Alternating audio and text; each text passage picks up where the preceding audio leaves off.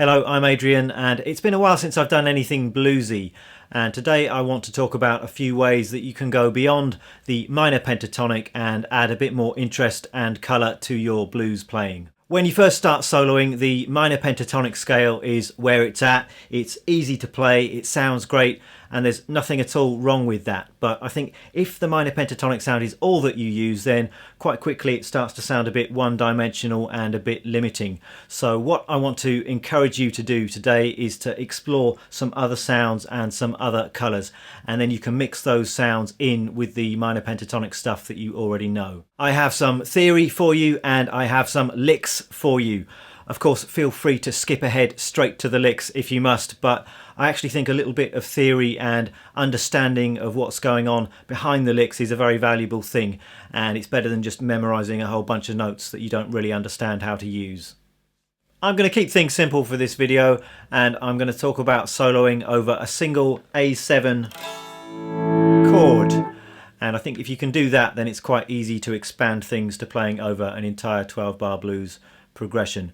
And these are some of the things that I might think about when I'm soloing over an A7 chord. We've got quite a lot of options, but I'm just going to talk about some of the most commonly used ones here today. The basic idea is that we want to bring out the sound and the colour of this chord in our soloing.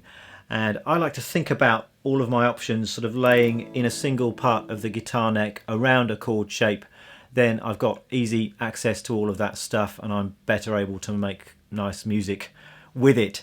So let's start with this A7 chord voicing. This is just an A7 in the 5th position, a bar chord shape. I'm sure most of you probably know this already. Now, the most important notes when you're soloing over an A7 chord, it seems an obvious statement, but they're going to be the notes in the chord itself. They're going to be our strongest sounding notes. So this is where a little bit of theory helps. What notes are in an A7 chord? Obviously we've got an A, which is the root note, but we've also got a third, which is C sharp. We've got an E, which is the 5th, and we've got a G, which is a flat 7. So one thing you could do is find those chord tones in and around this chord shape, and the way to do that would be just to learn an arpeggio, which is just the notes in a chord played one after the other. So an A7 arpeggio in this position would look like this. We've got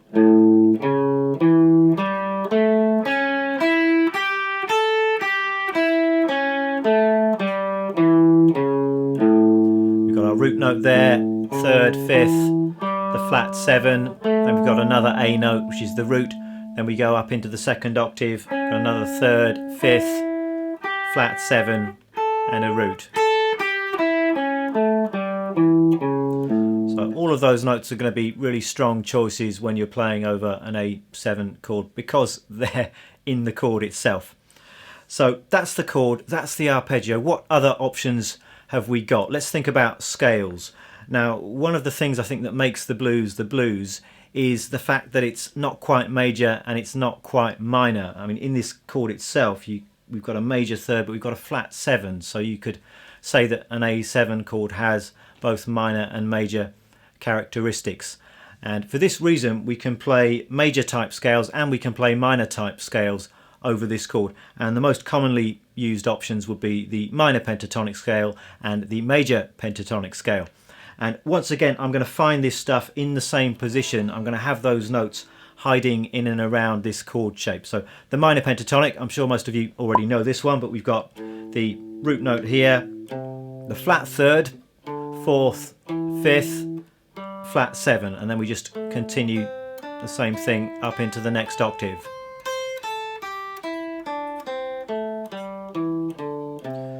So you can see in that particular scale we've got the root and the 5th. Those are the chord tones. We've also got the flat 7 as well. Actually, we've got 3 chord tones in that scale, and we've also got the minor 3rd and we've got the 4th. So those are kind of extra colours that we can bring to the basic sound of this A7 chord.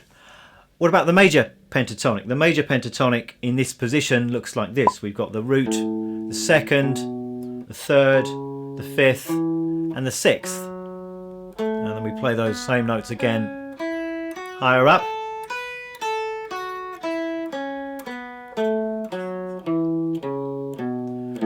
So you can see that within the major pentatonic we've got some chord tones. We've got the root, the third and the fifth, and then we've got a couple of other nice colours in there as well. We've got the second, or sometimes referred to as the ninth, and then we've got the sixth, which you could also describe as the 13th. So those are some nice extra colours which you can bring to the basic A7 harmony. So far we've got the arpeggio, we've got the major pentatonic, the minor pentatonic. One further option would be just to add a couple of extra notes to the minor pentatonic and to the major pentatonic. So if you add in a flat fifth to the minor pentatonic, then you have what's commonly known as the blues scale, and the note you add in is this one here. In this case it's an E flat. That's the flat fifth in relation to the A root, so that gives you the blues scale.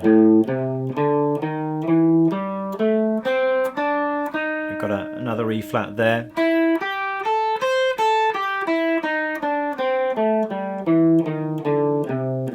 So that's a nice extra colour that you can add in. And likewise you can do a similar thing with the major pentatonic scale, and you can add in a minor third to the major pentatonic scale, and that would look like this. We've got the root, the second, you can stretch back here to the minor third, and there's the major third. And you can do the same thing here, root, second, minor third, major third.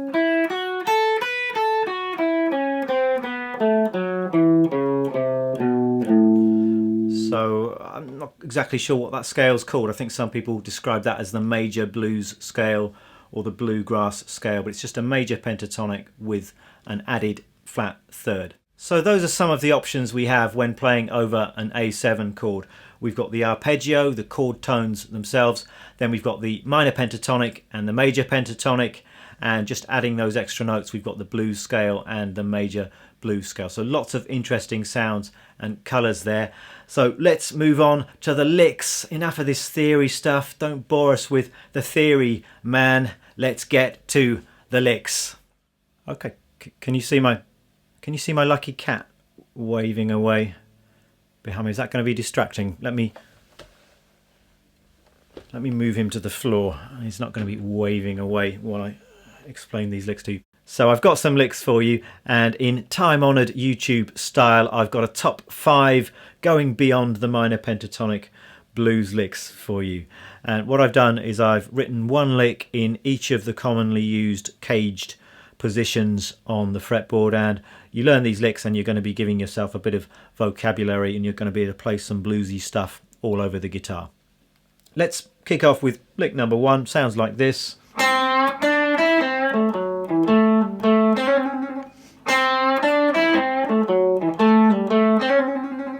And for this lick we're in position 1, pattern 1. This is what I just discussed earlier.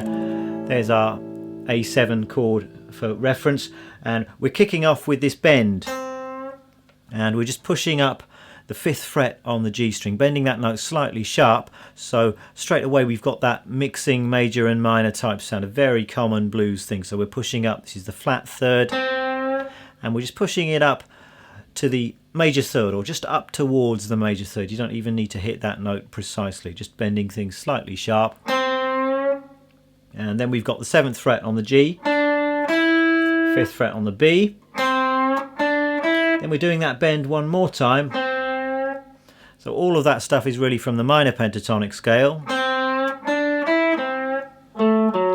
Then with the next 3 notes we're going major pentatonic, I think. So we've got 7 to 4 on the D string, that's the root, and then the major 6th. Coming down to the 7th fret on the A string, and then to wrap the lick up we've got, so it's 7, 5, 7 on the D string, just with a little pull off, and finishing with a trill, just rapidly hammering and pulling between the 5th and the 6th frets on the G string. So the entire lick slowly.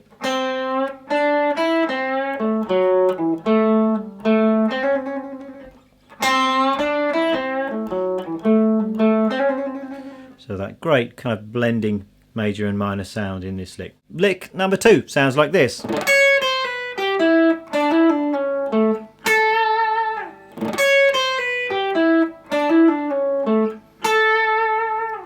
So for this lick we're up into position 2, pattern 2, and my reference points here are this A7 chord voicing,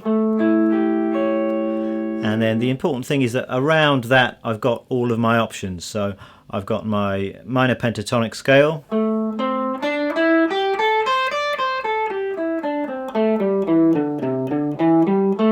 got my major pentatonic scale,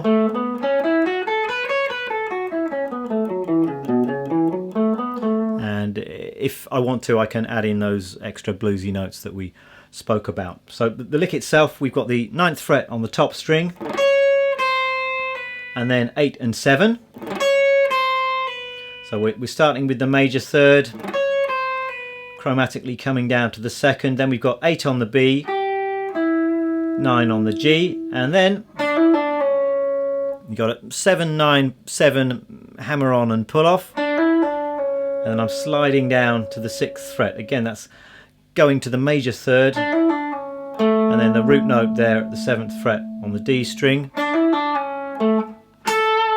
and I'm hitting another root note an octave higher and just giving that a little bit of vibrato. So once again, just switching between major and minor sounds here. It's kind of starting off major, going minor, and then back to major again.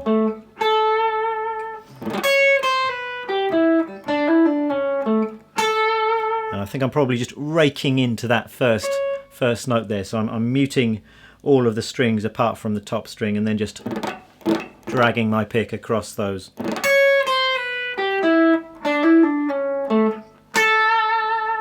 Lick number 3 sounds like this.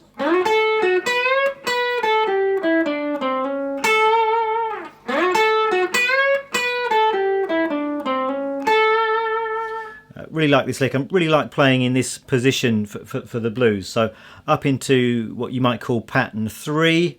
There's my A7 chord, and again I've got some minor pentatonic sounds, got some major pentatonic sounds. So lick kicks off with 11th fret on the G, 10th fret on the B, then we've got a bend, and we're bending the 12th fret on the B string, bending that note up a tone, so we're bending up to the major 3rd. It's a B up to a C sharp. Then we've got 12-10 on the B, 12-9 on the G, and 12-10 hammering onto 11 on the D. Once again ending on the root, which is the 10th fret on the B string.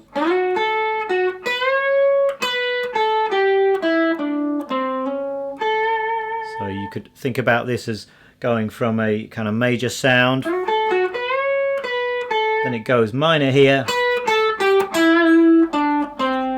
hammering onto the major 3rd, resolving to the root.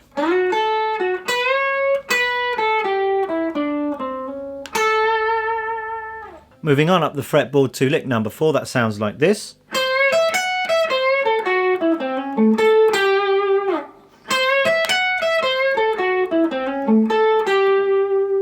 And my chord reference point up here is this version of the A7 chord. Once again, I've got my minor pentatonic, I've got my major pentatonic, and the lick kicks off once again with this bend on the minor 3rd, just pushing it up, hinting towards the major 3rd, just like we did in that first lick, but here we're up an octave higher. So we have that bend, 13th fret on the B string, 12, 14, 12 on the top string, that bend one more time, and then we've got 14, 11 on the G, down to the 14th fret on the D string, and then to finish the lick off we have this.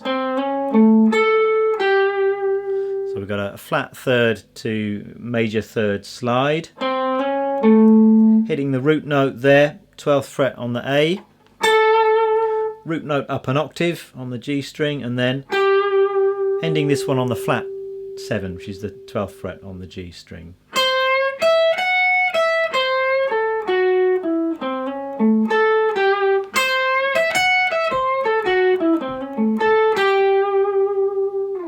Finally, we have lick number 5. With this one you've got a choice. You can play it up here around the 14th fret, or you can play it an octave lower down at the 2nd position. I'm going to play it down at this end of the neck. The lick sounds like this.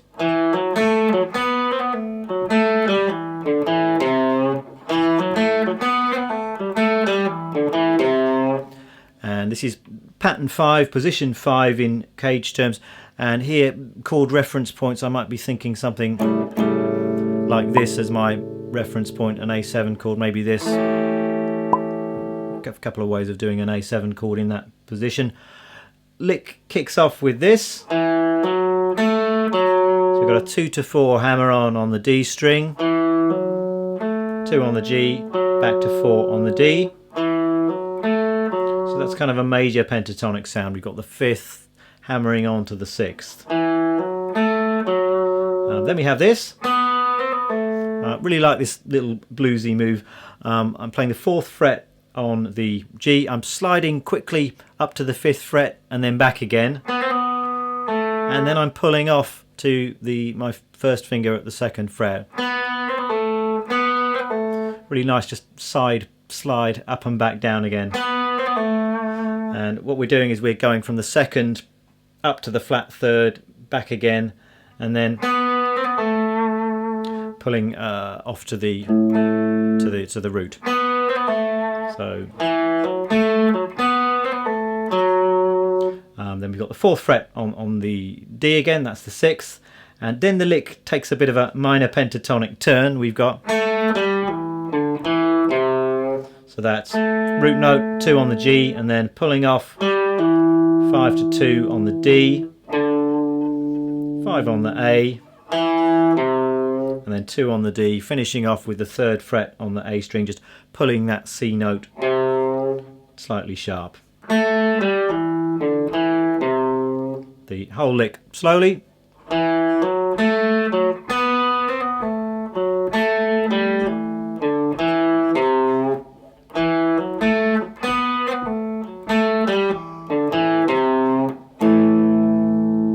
So there we are. I hope you have some fun learning and exploring these licks.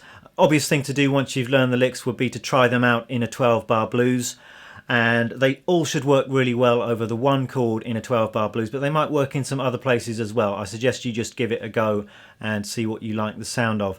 Another option would be to follow the harmony of a 12-bar blues with these licks. So for instance, when the harmony changes to the 4 chord or a D7 chord, if you're playing a blues in A, then you could try moving the licks to fit over a D7 chord. So you'd be thinking the notes of the D7 chord, D minor pentatonic, D major pentatonic. That can often be a really good option, and you can do the same thing when you move to the 5 chord. So that's probably a whole other video in its own right, so I might try and film that video at some point in the future. But that's it for today. Thank you for watching. I'll see you next time. Bye bye.